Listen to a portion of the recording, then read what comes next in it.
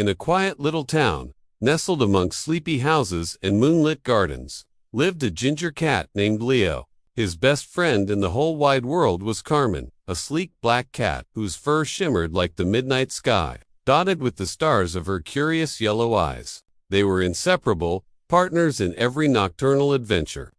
One particular night, the air was thick with the scent of jasmine and the hum of distant crickets. Leo and Carmen were perched on a garden fence, watching the world go by, when something magical caught Leo's eye. It was a butterfly, but not just any butterfly. Its wings weren't painted with the usual oranges and blacks. They shimmered with an ethereal, pearlescent glow, leaving a faint trail of silver dust in the air. "Carmen, look at that," Leo whispered, his emerald eyes wide with wonder. Carmen followed his gaze. "I've never seen anything like it," she purred, her tail twitching with excitement. "Where do you think it's going?" Driven by a shared curiosity that was more powerful than any catnip, they leaped from the fence and began to follow the shimmering creature. The butterfly didn't flutter aimlessly.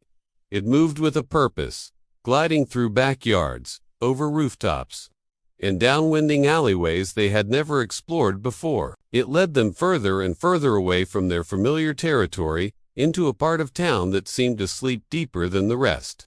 Finally, the butterfly floated through a rusty, wrought iron gate, half hidden by overgrown ivy. It hovered for a moment over a patch of moonflowers before disappearing into the darkness beyond, its light extinguishing like a snuffed candle. Leo and Carmen hesitated at the entrance. Before them lay a playground, but it was unlike any they had ever seen. The swings swayed gently in the windless night, their chains groaning a soft melancholic tune. The merry-go-round seemed to turn ever so slightly on its own, and the slide gleamed under the moonlight, looking slick and cold. An eerie silence hung in the air, broken only by the creaking of the old equipment. "This place feels strange," Carmen murmured, her fur bristling slightly. "It feels forgotten," Leo added, his adventurous spirit warring with a sense of caution. They padded softly onto the sandy ground, their paws making no sound. The air grew colder as they ventured deeper in. Everything was still, yet it felt like 1,000 eyes were watching them from the shadows. In the center of the playground, right beneath the tallest climbing frame, something caught the moonlight. It was a glint of silver. Drawn to the light, Leo crept forward. Lying half buried in the sand was a small, heart-shaped locket on a delicate silver chain. It looked ancient, tarnished with age, but it pulsed with a faint, internal light that matched the glow of the butterfly they had followed. Leo gently nudged it with his nose. The moment his fur touched the cold metal, a change swept over the playground. A whisper, like the rustling of 100 leaves, filled the air. The temperature dropped, and a shimmering mist began to rise from the ground. Out of the mist, translucent figures began to form. They were children, dressed in clothes from a time long past. They weren't scary or menacing. Their faces were filled with a profound sadness, and their forms flickered like candlelight in a breeze.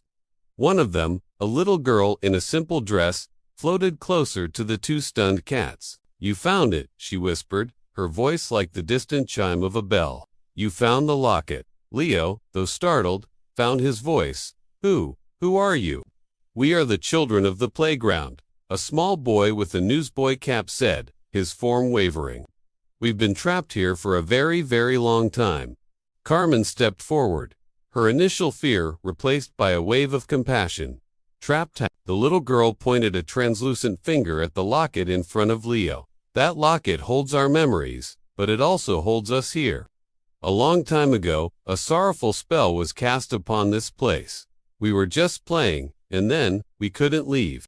We can't move on. We're stuck between worlds, forever playing in the moonlight." Leo looked from the ghostly children to the locket and then to Carmen. He could feel the weight of their sorrow pressing down on him. These weren't just ghosts. They were lonely souls who had lost their way home. "How can we help you?"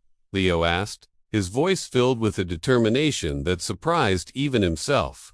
The children's faces brightened with a glimmer of hope. "The locket is the lock," the girl explained, "but every lock has a key. The key to our freedom is hidden somewhere in this playground." The spell was clever. It hid the key in plain sight, as part of the games we used to love, the boy added, but we can't touch anything in the real world. We can only watch and wait for someone with a kind heart to come along. Someone who could see us, hear us, and help us find the key. Leo looked at Carmen, and she nodded. Their midnight stroll had turned into something much more important. This was their quest now. They had stumbled upon a secret, a sadness that had haunted this playground for decades, and they were the only ones who could set it right. "Don't worry," Leo said, his emerald eyes shining with resolve in the ghostly light. "We'll find the key. We promise." The children smiled, a real, hopeful smile that momentarily pushed back the gloom.